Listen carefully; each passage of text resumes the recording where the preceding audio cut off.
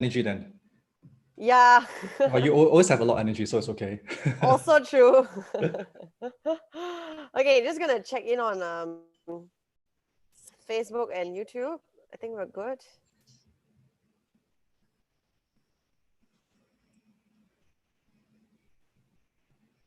Yep, we're live on everything. Okay, so today we're gonna talk about something that's a little bit heavier. I know we always talk about positive psychology, and this is a bit more towards the traditional psychology realm. So, in case you haven't joined us before, I'm Jade, and this is Stephen, who's the founder of the School of Positive Psychology, and we're gonna just discuss the topic of depression. My husband just walked past my light. If you're wondering why I suddenly went dark for a minute. Okay, so let's get right into it, and let's talk Okay. about uh the myths, like why. Okay, firstly, like what is depression? Well, what is depression? I think depression is not just a mental disorder. It is a whole body illness. It affects our mood, our state of mind, our emotions, our feelings, our relationship. So if you look at depression in that way, it affects everything. It affects our work, our sleep, and depression is very serious, and we need to talk about it. Of course, is why we're here. Yeah. Sorry, Stefan. Yeah. I think you have a bit of technical problem.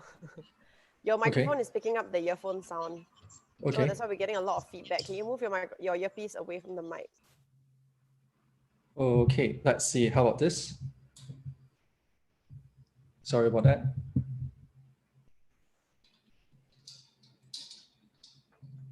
Yeah. Okay. Yeah. Let's do this again. Maybe this is better. Improvise. Okay. Yeah. Okay, so let's talk about depression and why this is important. Depression is important because it's not just a mental distress. It is a whole body illness. It affects not just mentally, it affects our emotion, it affects our state of mind, and it also impacts our decision-making processes. And when we are depressed, we also more likely not perform at work, at school, and relationships. So it is something very serious. And depression is on the rise. So we really need to talk about this. And it's also a subject matter very close to my heart. So I'm very happy that we're talking about this today. So for depression, right? I think for me, what I found that is that people always seem to think there's like this black line, right? So if you are like above the line, then you are not depressed, and once you cross that line, you are depressed. But I feel like for me, depression has always been. I'm not quite sure whether I've gone through periods of depression. Like people close to me have said that they think that that was depression, but I feel like it's a bit maybe a bit more of like a depressive mood. So how do we know when it's depression and when it's just like a depressive mood, for example? Well, if let's say the depression is very pervasive, it's very pressing, and let's say that they have this pressing sadness and emptiness, and it could, yeah, well, before we go to that, there are a few types of depression. The first type of depression is a major depression, whereby within a few weeks, they feel really depressed and perceive sadness and worthlessness, and they may even have frequent thoughts of suicide. And there is another type of depression. It's more a chronic depression. It may affect to 1.5 to 2 years or longer, and they may have episodes of depressive mood. So we really need to discern. So back to your case, right? If you talk about if Yeah. a person is experiencing episodic depression, so it may be more chronic. It could be one of the indicators. So it's kind of like a time thing. It doesn't necessarily mean it's this time. It could be like over a period of time. Yes, it is. But of course, when we talk depression, it's not just time. The one of the big indicators is that they are stuck at the past. So they are more likely to go back and think about what has happened in the past. They keep going back to that experience, recollecting rumination, and so they go back to that event most of the time. Yeah, I mean, I hope that So answers that question to you. so are you saying that if you keep going back to the past, you are likely to have depression or be in a depressive mood? I would say that that is one of the indicators, really, Okay. because when we talk about depression, it's really very big. There are many different types of depression. So the symptoms of depression, that is one of them. And the other type would be maybe they lose their sleep or they oversleep, right?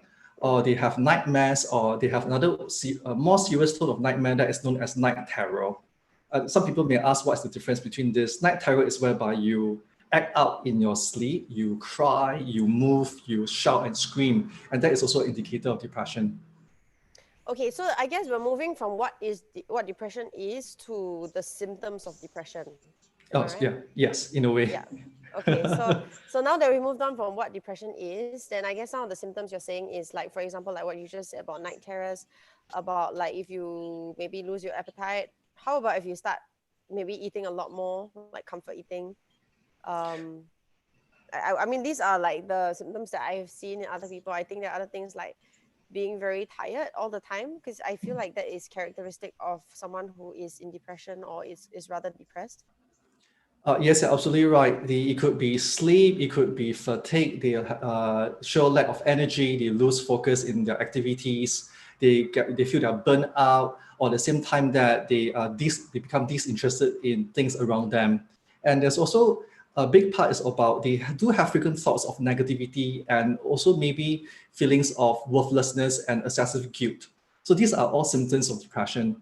But of course, the most common one, they may also have thoughts of suicide or like self-harm.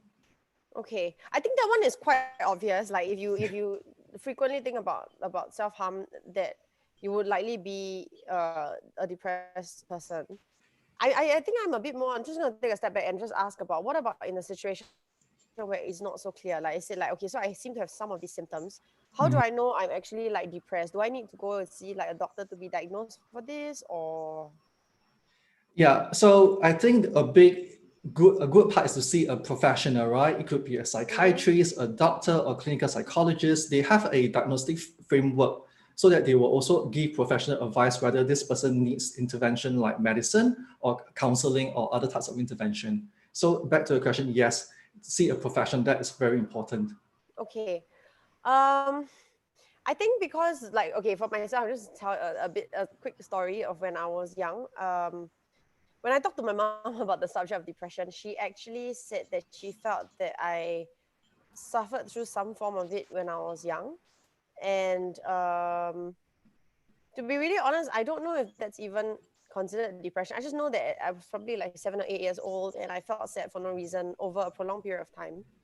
And she was worried enough. She didn't bring me to a professional at that time because obviously, like I think financially it wasn't an option. But I did go and see like religious leaders, and she just asked them to pray for me and stuff. So I don't know if that's classified as depression. I guess for people who don't have the option of seeing being diagnosed, is it important to even know, oh, I'm depressed, or as long as you're in a depressive mood you should seek help? Well, as a well-being professional, a mental health professional, I will definitely say that seek help. If I could just go back a little bit based on what you just shared, and first I'd like to thank you for sharing that. This is something very personal, and Yeah. thanks for being vulnerable for that. I think many people can identify with you in this way. It's because that depression is something that we need to explore, not personally. This will address the question of whether we should seek help. We need to address it on a collective level. It's because depression can affect every single one at different timing of their lives. So they can affect them when they were younger, or they can affect them when they are older. It is everywhere. So back to the question is that, yes, I think it's good to seek for help, even if they are not sure whether they are depressed or not. Even they feel that their life is down and challenged, they lack motivation, they have pressing thoughts of negativity, I will highly suggest to see a counselor or reach out for help, because it's great to get early detection as an intervention. Okay. I think for a lot of people, like I said, like obviously if you're having suicidal thoughts and you're on like the high level of depression, like people would know that it's depression.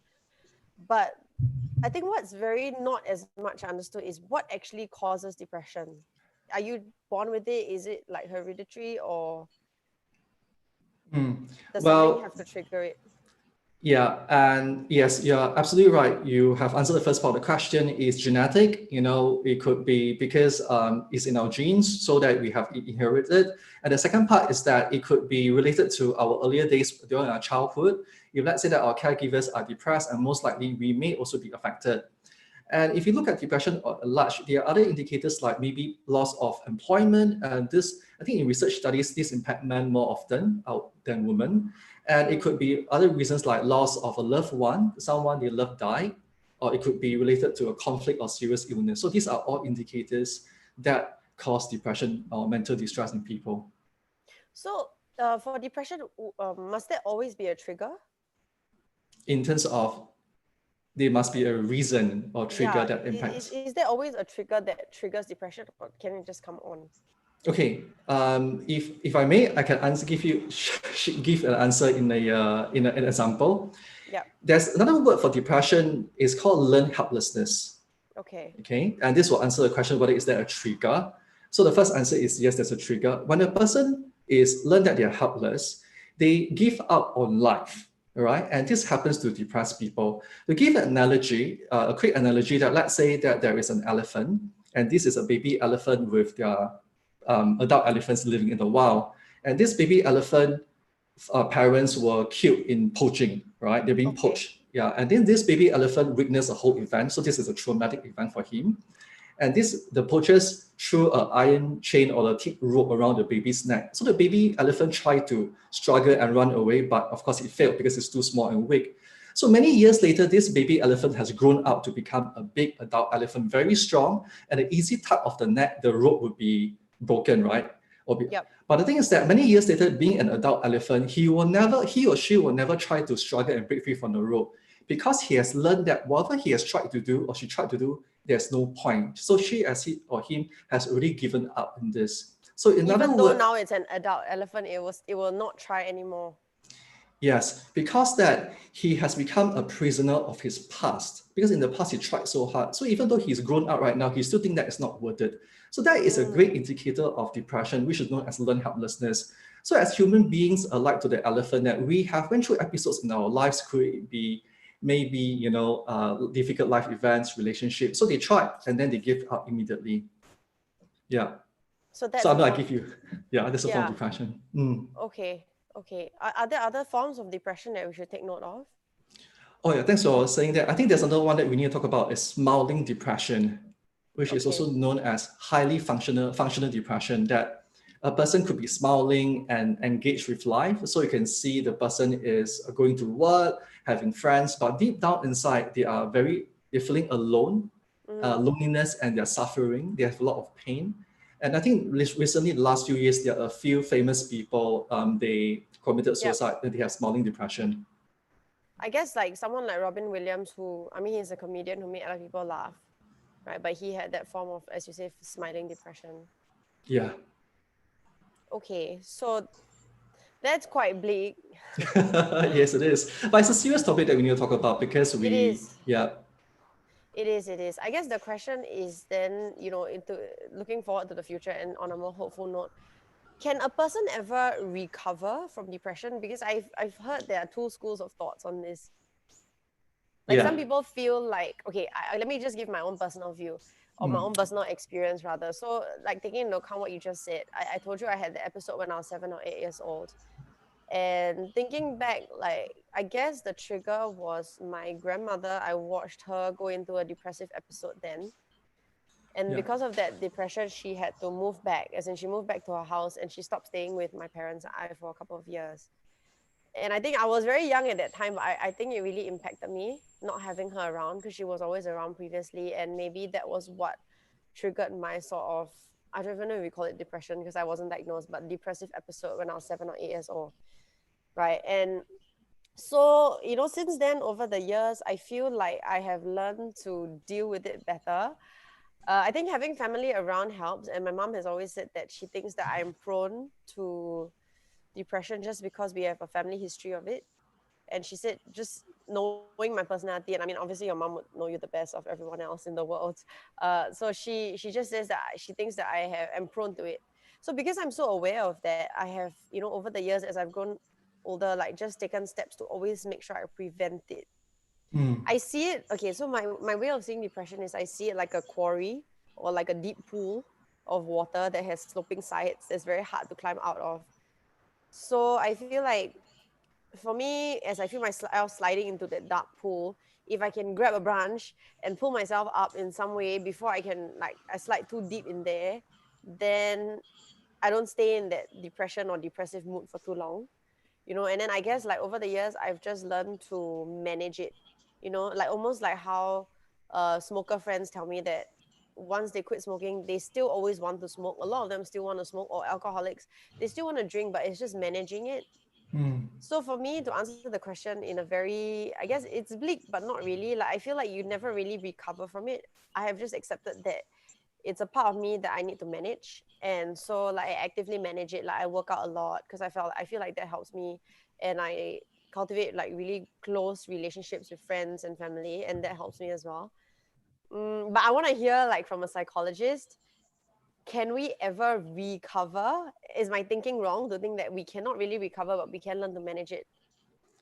One thing good about psychology is that there's no one standard answer. There's always different opinions, right? I just say this to safeguard myself. But in a way, it's that you're right, there are different school of thoughts. Some people think that we can recover from depression. If you look at it as an illness, you can Yeah. heal from it and be cured from it. But there's another school of thought is that once you have depression, it sort of sticks to you Yeah. and you may be triggered and you have a relapse. But it seems that after each relapse, you can learn how to manage it with new skills, like coping skills, as how the way you said it, and then they manage the situation. So they learn to live with it. And once it hits again, they know that, okay, it's here again, but I can deal with it. It's okay, it's Yeah. fine. Okay, then it sounds like it's just a matter of language, I feel. Mm. Because even if you so called recover from it, you can always get another bout of it, and then you just recover from the other bout. I think that's one of school of thought. I guess just from a personal point of view of someone who has gone through it, or some form of it anyway, like I feel like thinking like that is not, I personally don't find it helpful, because I feel like then if I feel like a relapse, I feel like, oh no, I feel like a bit of a failure. Whereas knowing that it's something that's part of me, I just got to manage it. Like on days that I Mm. feel very down, I manage like my emotions, right? So I just try to put in more positive emotions. And we'll talk about a bit more of this if you stick with us to the end, like just some of the activities and interventions you can do Yeah. to help yourself. So I guess that's what you're saying as well. It sounds to me like you also agree that it's about managing it, about being aware of it and then learning how to manage it. Yeah, because we look at depression in a very polarized way, whether do we Yeah. have it or do we not have it. But Yes. because it is mental and emotional, it's not so distinctive as a physical ailment. Yep. So what I really like to encourage as what you say is that if you use an analogy in a book, Mm. depression could be at the first few chapters of the book, and then they learn from it. So with this experience, they move forward in time. Oh, okay. Actually, I quite like that. Actually, that sounds a lot more hopeful. I mean, it almost feels like there is a role of depression. Is there a role that depression plays? Is there anything positive that can come out of it? To me, I would like to say yes. I like to think yes because I work with so many clients and students in this area, and many of them have suffered depression, bounced back from different disorders, and now they are in a better place because it seems to suggest that they found meaning in their suffering. And once we can find meaning in their suffering, we tend to look at it as a point of like maybe a calling or a purpose of life. And we also found that people who recover from depression, they are more likely to be more engaged in their social life. They're more likely to find purpose. They're more likely to commit time to do charity work or more pro-social initiative. So what I think is that there is meaning in suffering or from suffering. I don't know if there's meaning in suffering as someone who has suffered, but I think there is meaning from suffering. And I mean, the way I see it is there are learning points for suffering. Okay, I'm really very practical, I guess, but I feel like it's almost like a terminal illness without having to go through a terminal illness. It at least for me, it kind of reminds me what's like really important. And when you're feeling really terrible and you're in that state, then yeah, you really, really, I guess your vision becomes very distilled, and you really think about, yeah, what really, really matters. And a lot of the rest of the things that we chase, is just noise. Yeah, totally agree on that. Beautifully said. Yeah. Okay, so what are, I mean, I think in depression, let's go a bit more into detail. Like, what Okay. are some of the thought processes? Because I feel like a lot of times for something like depression, understanding it is the first step to being aware of it, and then being aware of it is the next step to being able to manage it, right? Or to recover from it, whichever school of thought you believe in, right? But maybe we can discuss some of the thinking patterns that are not very helpful, that a depressed or a person who's prone to depression might think of, and then we can try to identify these and not do them. Okay, one of the best way to look at it is look at this thing called thinking trap. So the word itself, thinking trap, suggests that we are being trapped by our conscious and unconscious mind. If I give a good example, is that maybe for those people who are listening, I would like to ask you a question: have you been bullied before? Or if you're not being bullied before, do you know the role of a bully? What do they do?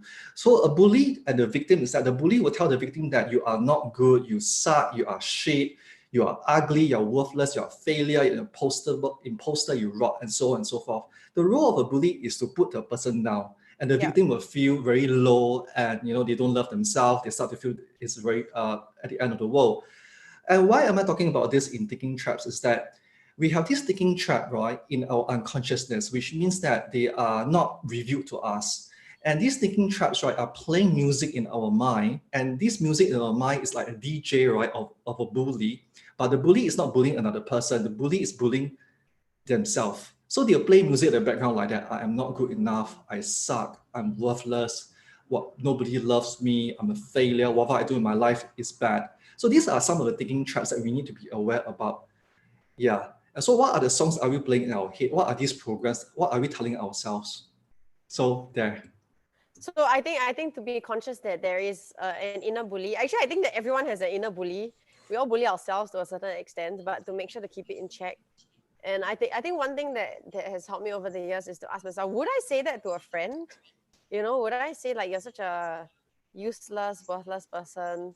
You wouldn't say that to a friend. So I think that's something to remind ourselves. Like as we say horrible things to ourselves, is that something you would say to a friend? Because if not, then you're just bullying yourself. Sometimes it could be not direct bullying, but it could be the classic indirect bullying that they complain, right? They complain about somebody, but they also complaining about themselves in that way. So it's quite fleeting. Mm. Mm.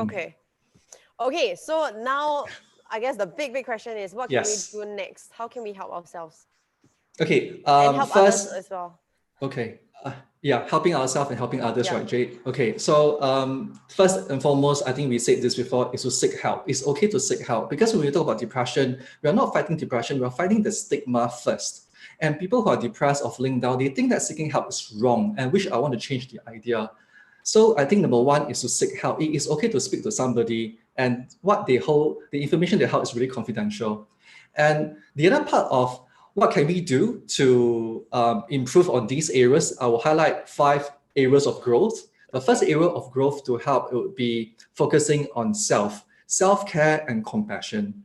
I know that many people have spoken about self-care and compassion, especially during COVID-19 period.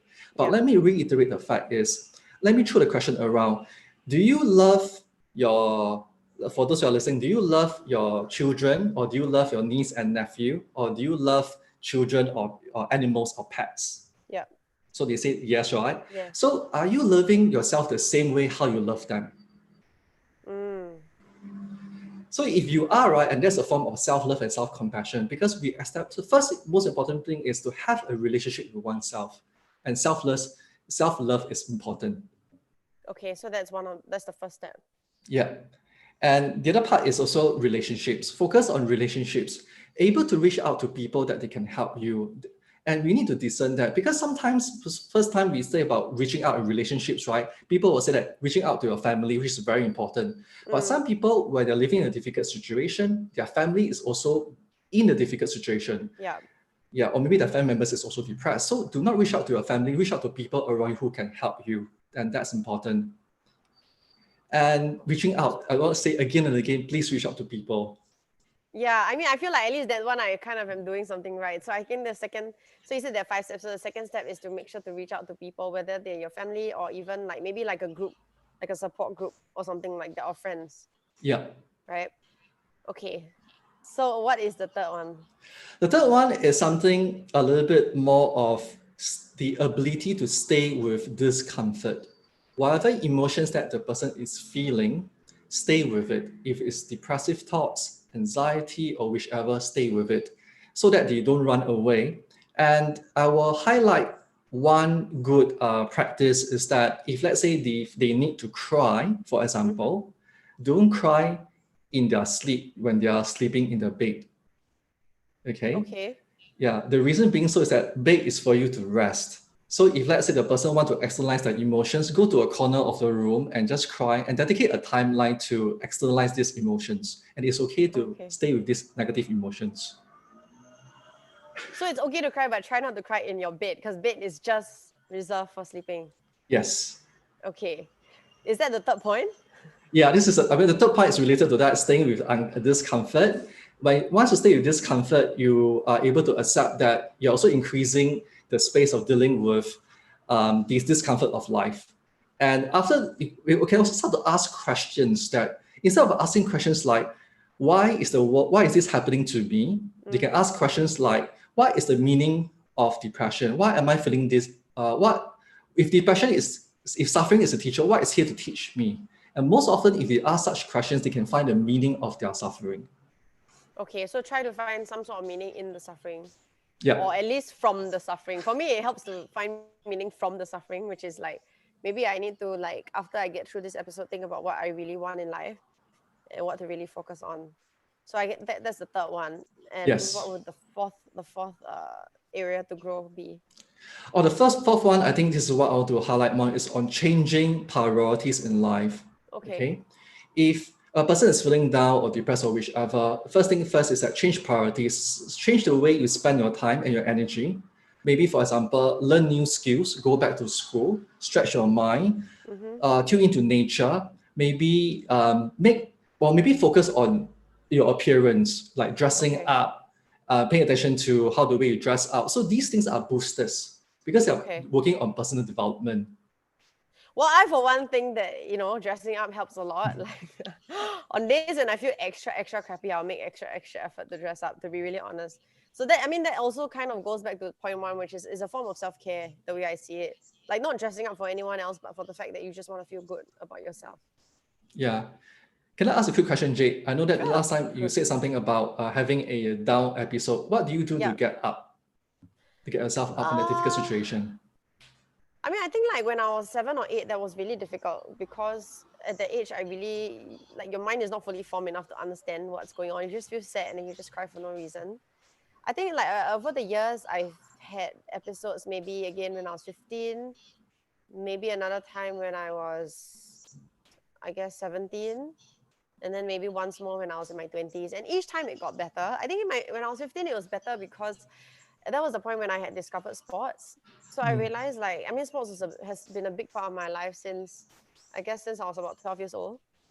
So it's kind of like I realized it's an outlet for me. So at 15, I would take it as an outlet. Like when I felt really upset, I would go and run or do something sporty or go and skate or something. But then as I got older, I realized that actually, if I do it proactively and not wait till I feel depressed to do it, it actually works better. So then what I started to do was to proactively work out like regularly, Mm. just so okay, for example, right, instead of waiting that you feel really bad, then you go out and like punch like a punching bag to get rid of bad energy. I see it like if I go and work out, I'm actually storing happy energy, so that if bad things happen, then I feel like I have a lot more reserves to deal with it. And I think this is something that I just learned over the years. So I have my work, like I mean, working out for me helps. The other thing I think is my family and my friends, like my relationships have gotten. I've always had a lot of friends because I'm an extrovert. So you kind of like, as a product of being an extreme extrovert, you have a lot of friends. But I think the friendships that I have over the years are a lot more intimate and a lot more meaningful and a lot deeper. So I share a lot more with my friends that maybe previously I felt weird being that vulnerable with friends, but now like I have like a close group that I am okay to cry with. Like I will call them. Sometimes we'll burst into tears, even on the phone or in person. I don't feel weird about it. And then I have religion that helps me. I mean, I don't know if it helps everyone. Sometimes I wonder like how people without religion do. I mean, I don't. It doesn't matter to me what religion you are or what faith you are. You believe in. But I just feel like having a higher power to believe in helps me. And I have asked friends who are not religious, and they find their own ways. I guess it's a different form of spirituality that they have found. Like some of them, they meditate, or they do yoga and that sort of meditation. And yes, that is, it's secular. For people who think that yoga is religious, it's not generally, right? So friends who are not religious, I think they found comfort in that. For me, I find comfort in my own God, and yeah, I find that really has helped. Um, Now that I am in a later stage in life, I think that I have gotten even more advanced in dealing with this. So I actively have been trying to practice meditation, like proper meditation, like of a non-religious form. I do it in very short spurts, like 1-2 minutes. Really, really, like nothing really more than that. But I feel like it has helped me. And I always thought it was a bunch of honestly mumbo jumbo, like this is like some kind of like woo-woo stuff. But there's so much science that I've read up about that has shown the benefits of doing that, just the way it builds certain neural connections in the brain. So I've quite taken to that. And I try to spend my break times now, like if I have like a 15-minute break or something, to try to do a few minutes of that lying on the couch and just closing my eyes and trying to focus. So yeah, Wow, I I love guess that. yeah, these are a few things that has helped me over the years. And yeah, it's not that I don't still get really down days. I do, but I think I deal with it honestly so much better. And I feel so happy to say this, but like actually I just it brought back a lot of memories of like how I felt like in my teens and in my 20s dealing with it, and it's really really so much better. So I think I was very inspired when we talked about this and we said let's do this episode on depression. I found it slightly a depressing topic to be talking about on a Friday night, honestly. But I also know that a Friday night is when a lot of times I would feel the most depressed, you Mm. know, when I was younger. So I do think it's quite appropriate, and it's something that I feel very strongly about, that I wish everyone would take active steps to keep themselves in a good state of mind, just so that you don't have to reach the point where you sink right in, and then sometimes it's really hard to climb out. Yeah, I would like to thank you for sharing that, Jade. Like I shared earlier, that thanks for being vulnerable. You know why? It's because that what you did today, right, is about giving everyone, you give yourself the permission and give everyone the permission to check in themselves mentally, emotionally. It's okay to say that we are not okay. And Okay. just now you spoke about, meditation, Yeah. having a religion. This is actually the point that I want to highlight next about because between stimulus and a response, right, or between Yeah. an event and ourselves, there is a space, and we can create this space and expand this space. And this space we can do it by meditation, having a prayer. But for those people who are not religious, Mm-hmm. they could also look into spirituality, like maybe something bigger than themselves, believing in a cause that's bigger than themselves. They can also do volunteering activities, Mm. contributing to the planet, because I Yeah. believe that we are not just ourselves. We Yeah. are not just a citizen of Singapore, but we're also a citizen of the world. So when we do things that contribute to the world, it'll come back to us. And that will So be the I fifth part of the growth.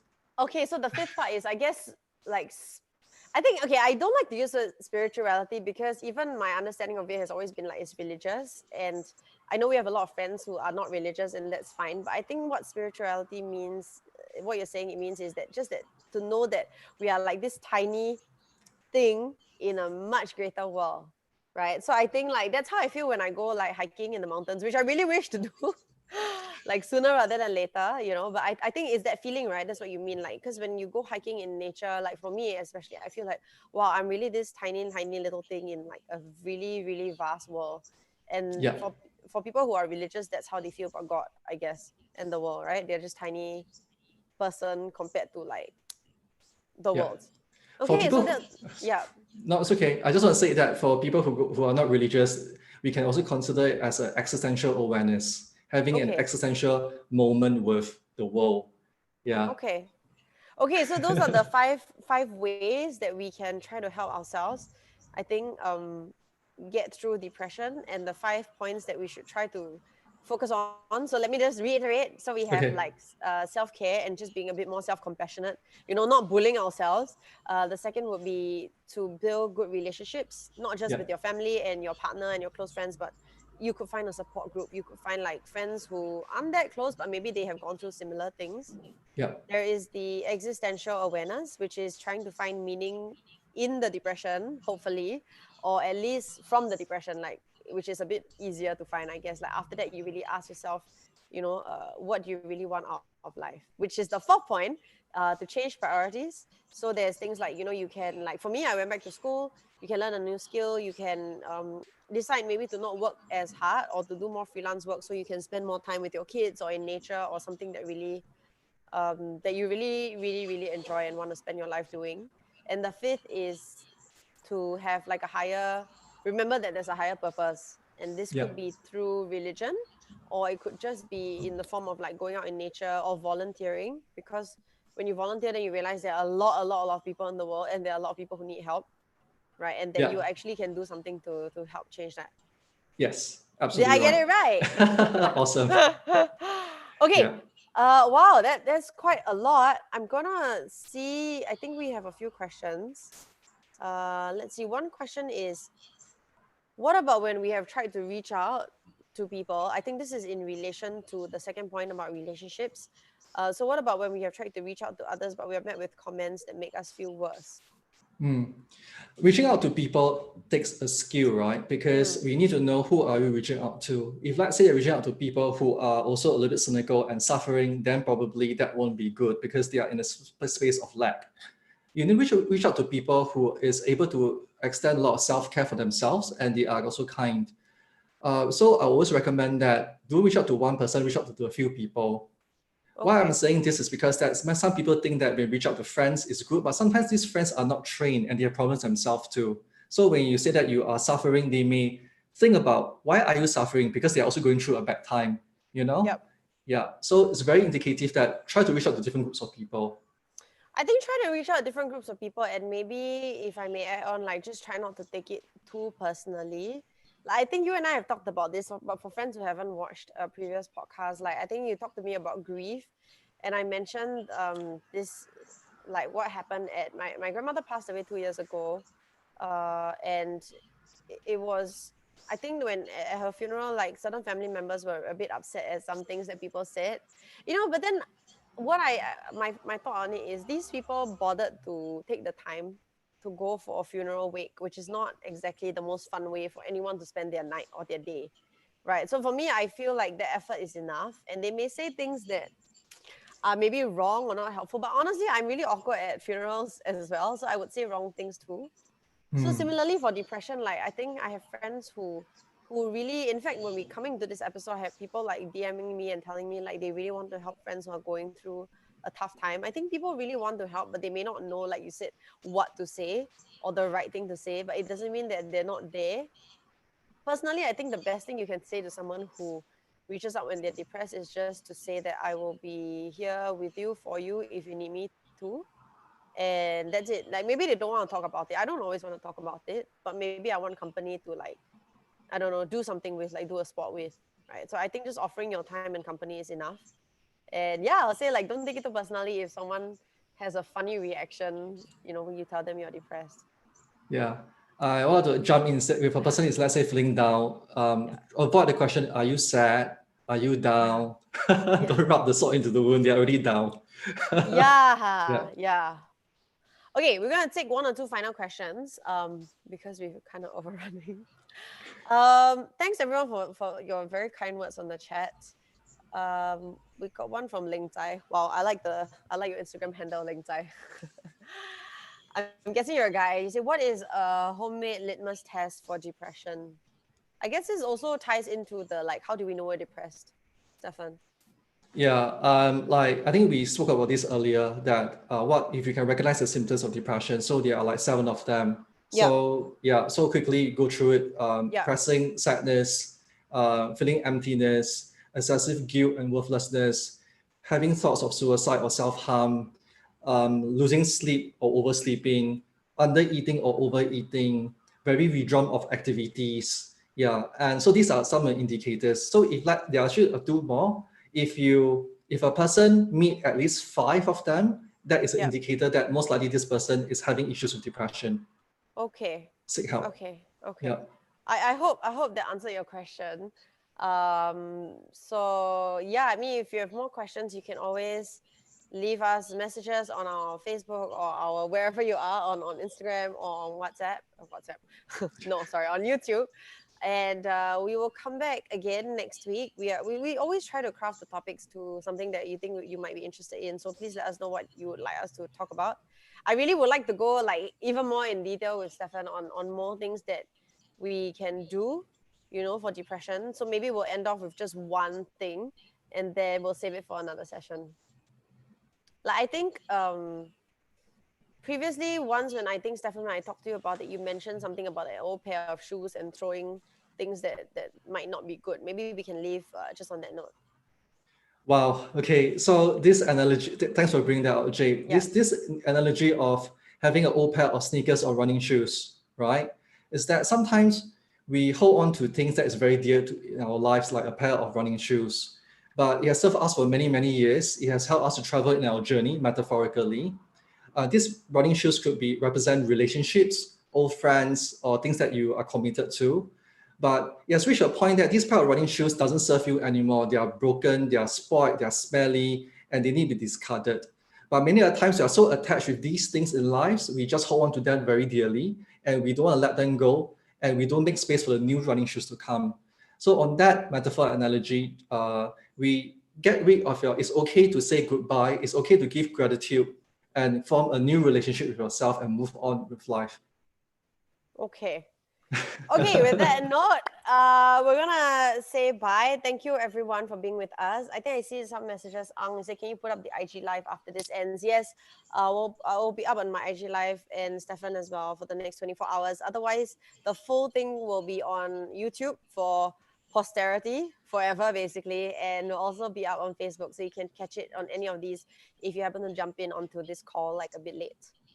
Okay, Yeah. so do keep your questions coming, give your suggestions coming for the next topic, or if you have any questions for us, keep them coming as well, and we'll try our best to answer it. Thanks so much for all your kind words, and you're most welcome. We really hope to be able to help everyone through this safe reopening, which is not really like reopening. True, true. Yeah. Okay, that's all from us tonight. Thank you, everyone. Thank you, guys. See you all. Bye. See you. Bye-bye. Thanks, Jade.